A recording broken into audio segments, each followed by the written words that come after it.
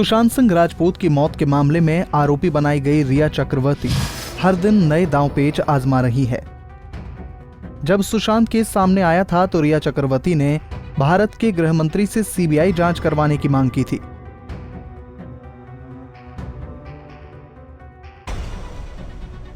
लेकिन देखिए, चोर की दाढ़ी में तिनके की कहावत कैसे रिया चक्रवर्ती पर सटीक बैठती है। जब बिहार सरकार की मांग पर केंद्र सरकार ने सीबीआई जांच की सिफारिश की, रिया चक्रवर्ती फेडरलिज्म की दुहाई देने लगी।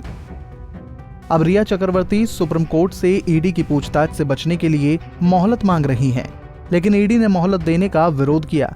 लेकिन पूछताछ के लिए रिया चक्रवर्ती को ईडी के दफ्तर में जाना ही पड़ा। मुंबई के ईडी दफ्तर में रिया से पूछताछ के बाद कई अहम सुराग मिल सकते हैं। वहीं सुप्रीम कोर्ट में रिया की याचिका पर बिहार सरकार ने जवाब दाखिल कर दिया है। अपने जवाब में बिहार सरकार ने बेहद मजबूत तर्क पेश किए। बिहार सरकार ने सुप्रीम कोर्ट में पेश की है बेहद मजबूत दलील। सुशांत के पिता ने शिकायत की थी कि उसके बैंक अकाउंट से 15 करोड़ रुपए निकाले गए। सुशांत के खाते से भी किसी अनजान शख्स के खाते में पैसे ट्रांसफर हुए। सुशांत के पिता ने कहा था कि वो एक्टिंग छोड़ करना चाहते थे जैविक खेती। सुशांत के पिता ने बताया था कि रिया उसे मानसिक तौर पर करती थी परेशान। सुशांत के पिता ने कहा कि रिया उनका सारा सामान भी ले गई थी। सुशांत के पिता ने कहा कि रिया ने ही उसे आत्महत्या के लिए मजबूर किया।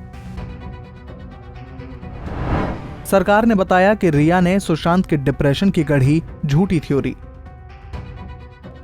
बिहार पुलिस ने कहा कि रिया सुशांत को दवाइयों का देती थी ओवरडोज। सरकार ने कहा कि संज्ञेय अपराध में एफआईआर दर्ज करना है पुलिस की जिम्मेदारी। केस की जांच के लिए मुंबई गई बिहार पुलिस को नहीं मिली मदद।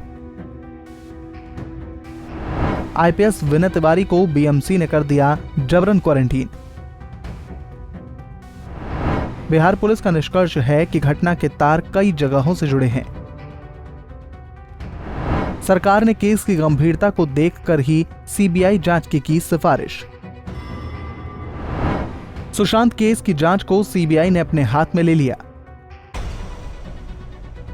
बिहार सरकार ने कहा कि रिया की याचिका पर नहीं है सुनवाई की जरूरत। सरकार ने कहा कि पटना में दर्ज एफआईआर कानूनन बिल्कुल सही है। पटना में ही रहते हैं अपराध के असर से पीड़ित पिता, इसीलिए एफआईआर थी जरूरी।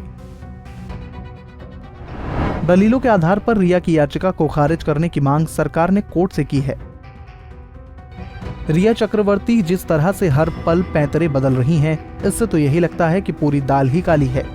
सीबीआई, ईडी और बिहार पुलिस की जांच से बचने की कोशिश करने में लगी रिया चक्रवर्ती को ये समझ लेना चाहिए कि कानून के हाथ बहुत लंबे होते हैं और देर सबेर गुनाह करने वाले के गले तक कानून के लंबे हाथ पहुंच ही जाते हैं।